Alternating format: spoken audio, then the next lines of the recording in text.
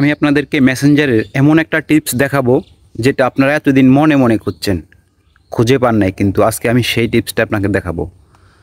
ভিডিওটা একদম মনোযোগ দিয়ে দেখবেন, সম্পূর্ণ ভিডিওটা দেখবেন। যদি ভিডিওটা ভালো লাগে একটা লাইক করবেন আর ভিডিওটা আপনার টাইমলাইনে শেয়ার করে রাখবেন। আপনারা কি করেন, মেসেঞ্জারে যে আপনার বন্ধুবান্ধব বা প্রেমিক প্রেমিকা বা এমন কারো কাছে ছবি বা ভিডিও বা একটা টেক্সট পাঠানো লাগে, তখন কি করে যে আপনার পাঠানোর পরে ওরা ওখান থেকে স্ক্রিনশট বা ডাউনলোড করে রাখে।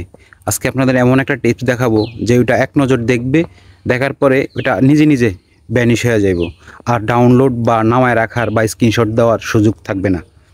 সেটিংসটা আপনারা একদম ফিনিশিং পর্যন্ত দেখে যান।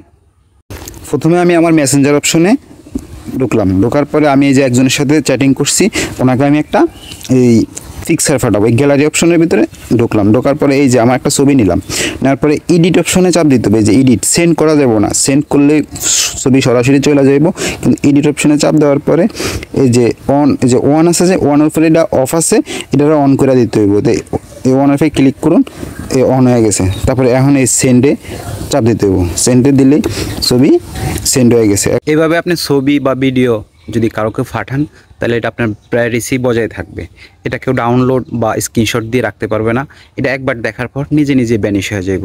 এরকম ধরনের ভিডিও পেতে হলে আমার ফেস থেকে দেখলে ফেসটা ফলো রাখবেন, আর ইউটিউব থেকে দেখলে ইউটিউব চ্যানেলটা সাবস্ক্রাইব করে রাখবেন। এরকম আরও অনেক ভিডিও আনবো ইনশাল্লাহ, পাশেই থাকবেন।